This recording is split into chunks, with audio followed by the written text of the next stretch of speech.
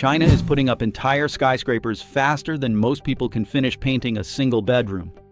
A 10-story apartment complex, 28 hours, complete. Walls, windows, plumbing, wiring, balconies, all of it. A 57-story tower, 19 days. A 26-story building, 5 days. These aren't hollow shells or bare frames. These are finished, livable buildings where actual families reside. The man who cracked this method had zero background in construction whatsoever. He sold air conditioning units for a living. What pushed him toward building construction was one of the deadliest earthquakes of the modern era. And he isn't operating alone in this space either. A separate company in China is pursuing something even more unusual. They're printing entire houses using massive machines, the same basic way you'd print a document onto paper. What you're about to see are two radically different approaches, both currently turning the construction industry completely on its head. If stories about technology reshaping the world appeal to you, go ahead and hit that like button. These videos demand a serious amount of effort to research and assemble, and subscribing means you won't miss what comes next. These rapidly assembled buildings aren't flimsy demonstration models either. They're engineered to outlast nearly everything else on your street by several centuries. And the reason this system works so effectively traces directly back to a single question one man asked while staring at his television screen. Zhang Yue wasn't a builder by trade. For most of his career, he ran a company called Broad Group, which manufactured large-scale air conditioning systems for major buildings. Zhang Yue excelled at that business. His company grew into one of China's largest air conditioning manufacturers. He had no reason to think seriously about building construction. He had factories to manage, orders to fulfill, and a company to expand. Then 2008 arrived. In May of that year, the earth violently shook throughout Sichuan province. An 8.0 magnitude earthquake struck. The kind of event that doesn't merely rattle window panes, but reduces entire cities to rubble. Close to 70,000 people lost their lives, not inside buildings that gradually collapsed, but inside structures that simply disintegrated. Schools packed with children, hospitals filled with patients, homes where families were sitting down to breakfast. Concrete walls meant to shelter these people instead became the very thing crushing them. Zhang Yue watched the coverage and couldn't shake a single thought. These buildings hadn't collapsed because they were aged. Many had been constructed recently. They collapsed because concrete carries a fatal weakness. When the ground shifts violently, concrete doesn't flex. It shatters. And when it shatters, there's no advance warning, no gradual swaying, just an abrupt crack. And then everything comes down simultaneously. Most people would have felt sorrow and moved forward. Zhang Yue instead posed a different question entirely. Why does the whole planet continue building with this exact material? He couldn't find a satisfying answer. So he did something genuinely radical. He redirected his entire company, his engineers, his factory staff, his capital toward a single objective: engineer a superior method for constructing buildings. Something rapid, something resilient, something that never required wet concrete poured directly onto a construction site.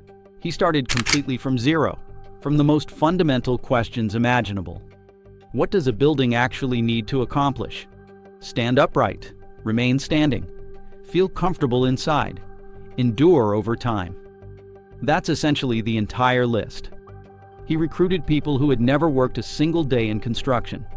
Professionals from aerospace, from automotive manufacturing, people who understood how to assemble complex machinery inside factories repeatedly with flawless precision. He wasn't interested in merely improving construction methods. He wanted to replace the entire discipline outright. The process consumed years, involving failed prototypes, joints that snapped under pressure, systems that looked brilliant on paper yet crumbled during actual testing. But Zhang Yue kept pushing forward regardless. When the system finally clicked into place, it worked flawlessly. and the mechanism behind how it works bears no resemblance to anything the construction industry had witnessed previously. Here's the underlying concept. Rather than constructing a structure piece by piece on an empty plot of land, you manufacture every single component inside a factory beforehand. Then you transport those components to the actual site and simply click them together. Picture it like an enormous Lego set.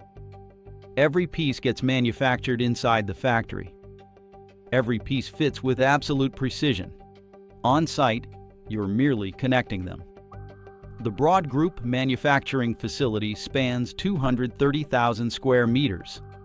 To visualize that scale, picture roughly 32 city blocks packed entirely with assembly lines, welding stations, and paint booths. Inside, workers construct building sections roughly the size of shipping containers. But these aren't empty, hollow boxes. Each section arrives complete with walls already painted, windows already installed, electrical wiring already threaded through, water pipes already connected, balconies already attached. When a section exits the factory doors, it's essentially a finished room. Not merely a frame, a genuine room where someone could immediately plug in a lamp and settle in for the night. At the actual building site, there's no mixing cement, no waiting around for materials to cure, no anxiety about rainfall interrupting progress, no rotating crews showing up on different days, handling different tasks. The construction site simply becomes a location where completed rooms get hoisted by cranes and bolted securely into place. Steel pins lock each section firmly to its neighboring sections. The entire process resembles someone stacking oversized building blocks. Except these particular blocks already contain functioning plumbing and electrical systems. Here's precisely why this matters so profoundly. When you construct buildings the traditional way, you're essentially fabricating everything from scratch outdoors, exposed to whatever weather conditions happen to occur that day. Quality fluctuates depending entirely on who's performing the labor, how fatigued they are, and whether it rained the previous night. Inside a factory setting, none of that comes into play.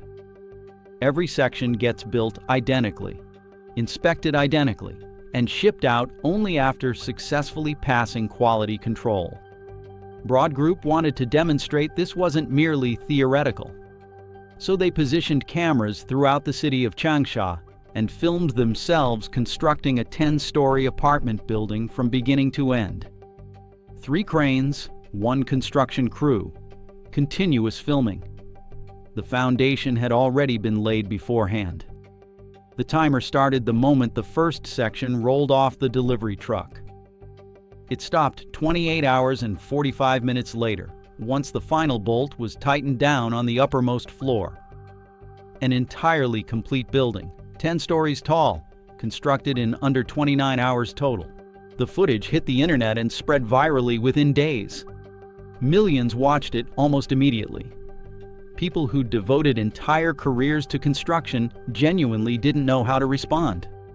Some hailed it as the future of building. Others dismissed it as an elaborate stunt that could never translate into real-world application. But regardless of their stance, everyone watched that footage repeatedly. Broad Group didn't bother arguing with skeptics. They simply built something larger, reaching further and moving faster still. The next project wasn't a modest 10 stories. It reached 57 stories tall. They named it Mini Sky City, and it climbed 204 meters into the sky. Inside were 800 individual apartments, office space accommodating 4,000 workers, and retail shops occupying the ground level. Every component was manufactured inside the factory, trucked directly to the site, and bolted securely into position. The entire project consumed just 19 days from start to finish. Consider what 19 days genuinely represents here. A building of that exact height, constructed using conventional methods, typically requires roughly 2 years to complete. That's the standard industry timeline for a skyscraper of comparable scale. Broad Group accomplished it in under 3 weeks. A workforce of 1,200 laborers erected 3 complete floors daily, without exception. Prefabricated sections arrived via truck in a continuous stream. Cranes lifted each section into precise position with steady, rhythmic consistency. Workers stationed on each floor locked everything securely into place, then climbed upward to repeat the exact same process again. More than 90% of the entire building arrived already finished. The workers weren't technically constructing anything from raw materials. They were essentially assembling pre-made components. Here's something that frequently gets overlooked amid all the excitement about speed. That single building eliminated the need for roughly 15,000 separate concrete truck deliveries. If picturing 15,000 trucks proves difficult, imagine a continuous line of vehicles stretching from one edge of an entire city, clear to the other. That's genuinely how much concrete would have otherwise been poured for a building of this scale. All of it rendered completely unnecessary. Mini Sky City fundamentally shifted the entire conversation surrounding modular construction. Beforehand, this building method was viewed as intriguing yet inherently limited, suitable perhaps for smaller structures, but never genuine skyscrapers. Afterward, developers began asking questions they'd never previously considered relevant. Urban planners started reconsidering their project timelines from an entirely fresh perspective. Then came the Jingdu building, 26 stories tall, completed in barely 5 days, using roughly 100 workers on site total. A crew small enough that they could theoretically all commute to work aboard a single bus. They erected a tower taller than most residential apartment buildings found in any major metropolitan area, accomplished in less time than a typical school week. At this point, the debate essentially concluded. These buildings were unmistakably real. People genuinely lived inside them. Video documentation existed publicly for anyone to verify, but an entirely new question emerged instead. If an entire building goes up within 5 days, is it actually structurally safe? Would you comfortably sleep on the 20th floor of a structure assembled faster than most people grow out a beard? The answer turns out to be the genuinely surprising part. The steel utilized throughout Broad Group's buildings weighs roughly 10 times less than comparable concrete. It's also approximately 100 times stronger when subjected to actual structural loading. These figures aren't marketing claims. They originate from the China Academy of Building Research, which independently tested these exact materials. Every single Broad Group structure carries a rating capable of surviving a magnitude 9 earthquake, among the most catastrophically powerful earthquakes ever officially recorded on Earth. The projected lifespan of these particular buildings sits around 1,000 years. A building erected within 28 hours is engineered to outlast nearly every single concrete building currently under construction today, by roughly a 10-fold margin. Most concrete structures are designed with a 50 to 100-year lifespan in mind. Beyond that time frame, concrete gradually starts deteriorating. Steel modular buildings, provided they receive proper maintenance, can theoretically remain standing for 10 full centuries. The underlying explanation comes down to how differently these materials handle physical stress. Concrete behaves stubbornly under pressure. Push against it, and it resists until it simply cannot resist any longer. Then it fractures, and that crack keeps spreading. It never heals itself. Steel behaves completely differently. Apply pressure, and it flexes slightly in response. Release that pressure, and it springs back toward its original shape. During an actual earthquake, that fundamental difference changes everything about survivability. The bolted connections joining individual modules essentially function like joints within the human body, absorbing movement rather than stubbornly fighting against it. There's one additional aspect that makes this system fundamentally different. Because every component gets bolted together rather than permanently fused, the entire structure can also be systematically disassembled. Once a building eventually reaches the end of its functional life, every individual section can be unbolted, loaded onto a truck, and repurposed elsewhere. Alternatively, the steel itself can be melted down and refashioned into something new. Construction waste generated on a typical broad group project drops by more than 90% compared with conventional methods. The remarkable speed naturally captures most of the attention here. The impressive safety statistics genuinely fascinate engineers. But the environmental angle might actually represent the single most consequential part of this entire story. Construction ranks among the largest sources of waste and pollution found anywhere on the planet. A methodology capable of slashing waste by 90%, eliminating thousands of concrete truck trips entirely, while producing buildings engineered to endure 1,000 years, isn't merely a quicker way to construct buildings. It represents a fundamentally different relationship between human construction and the natural environment altogether. But Broad Group only represents half of this larger story. While their teams were busy stacking steel modules throughout Changsha, an entirely separate company based in Shanghai was experimenting with something that sounds ripped straight from a science fiction film, printing entire houses the way you'd print out a newspaper. That company goes by the name WinSun. Their method involves no factories, no cranes, and no steel bolts whatsoever. They literally print buildings. Picture an ordinary printer, the kind sitting quietly on your desk, depositing ink onto paper line after line. Now imagine that exact printer scaled up to warehouse dimensions. Instead of ink, it deploys a specialized blend of recycled construction debris combined with rapid-drying cement.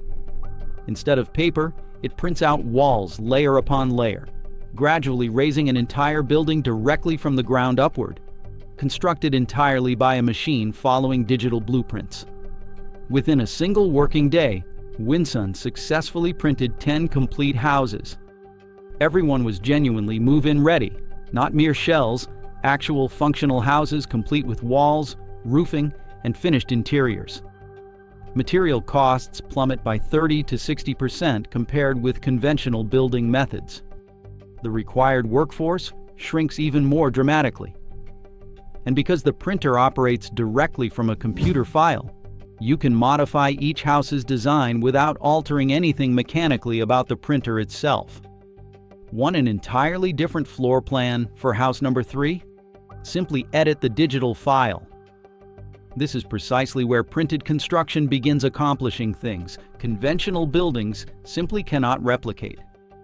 A talented architect can sketch out a building featuring flowing curves and unusual angles that would ordinarily cost a fortune to construct by traditional hand-building methods. Using a printer, however, those elaborate shapes cost essentially identical amounts compared with a plain, straight wall. That fundamentally unlocks a realm of creative architectural possibilities the construction industry has genuinely never enjoyed at affordable, everyday pricing. The practical applications extend well beyond China's borders, too. Consider regions where constructing homes remains financially unattainable for ordinary working families. Printed construction could dramatically reduce those underlying costs. Consider areas devastated by flooding, storms, or earthquakes, where displaced people require immediate shelter. A printer can be deployed and start producing sturdy structures within mere hours following a disaster. Consider rural communities scattered throughout parts of Africa and Southeast Asia, where insufficient trained construction workers exist to build using traditional methods. A printer doesn't require a crew of 50 skilled tradespeople. It simply needs a handful of operators alongside a digital blueprint file. WinSun and Broad Group are pursuing entirely different technical approaches. One manufactures sections inside a factory and bolts them together on site. The other extrudes material directly through a nozzle and constructs upward from ground level. But the underlying philosophy remains fundamentally identical between them. Stop constructing buildings by hand out in the open air. Relocate construction into controlled systems where everything remains repeatable, precise, and consistent. Both companies are addressing the exact same underlying problem, and both are operating within a market expanding considerably faster than most people currently realize. The world currently requires approximately 100 million new homes right now, and that number keeps climbing steadily. Construction costs continue rising virtually everywhere globally. The pool of skilled construction workers keeps shrinking year over year. Within the United States specifically, the average construction worker now exceeds 40 years of age. Cities keep expanding faster than housing supply can realistically keep pace. Rental prices continue climbing steadily. Waiting lists for affordable housing now stretch years into the future for countless families. The underlying technology capable of resolving a substantial portion of this crisis already exists today. It's physically standing throughout cities across China right now, fully occupied by people actively living and working inside these structures. The global modular construction market carried an estimated value around $95 billion back in 2025. By 2034, projections suggest it'll surpass $175 billion.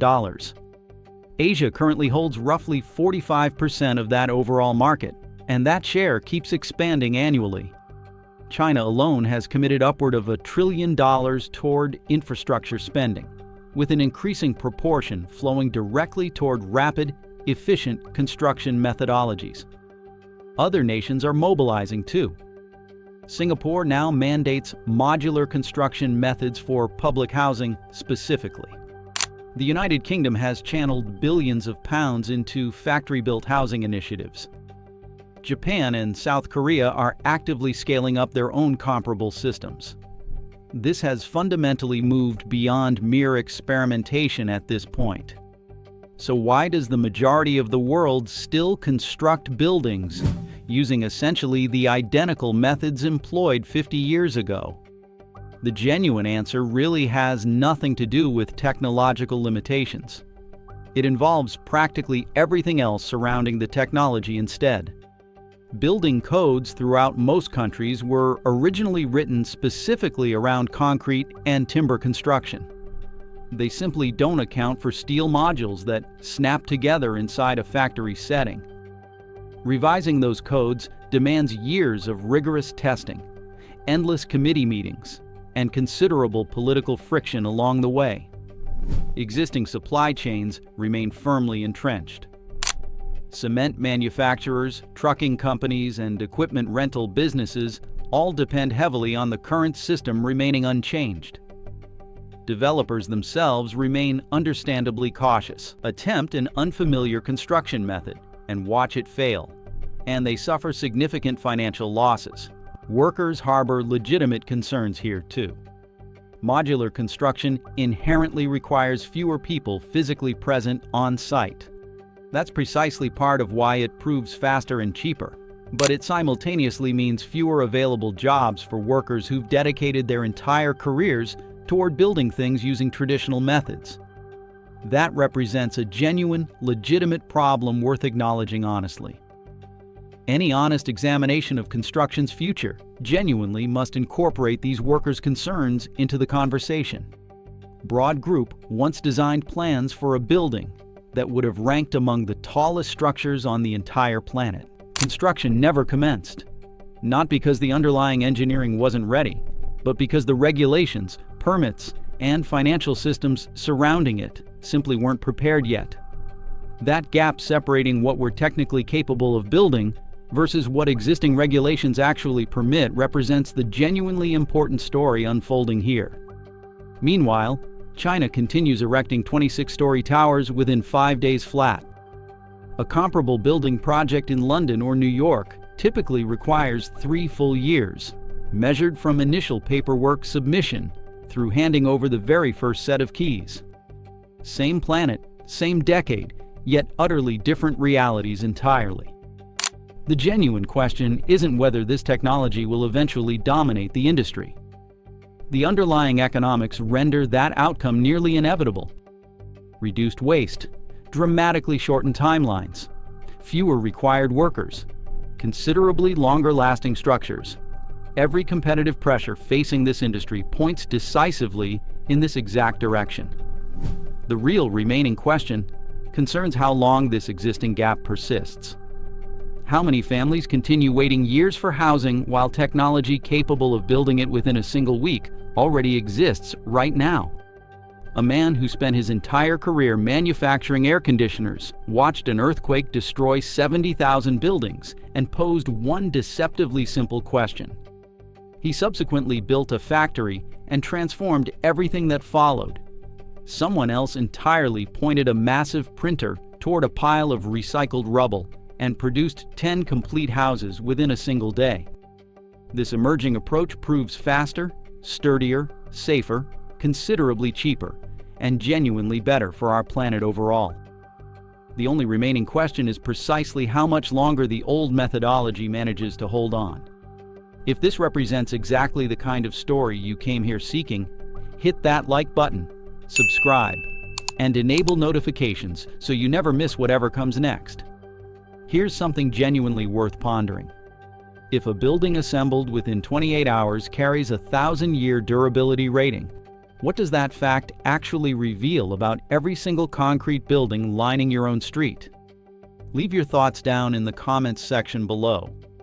We genuinely read through every single one.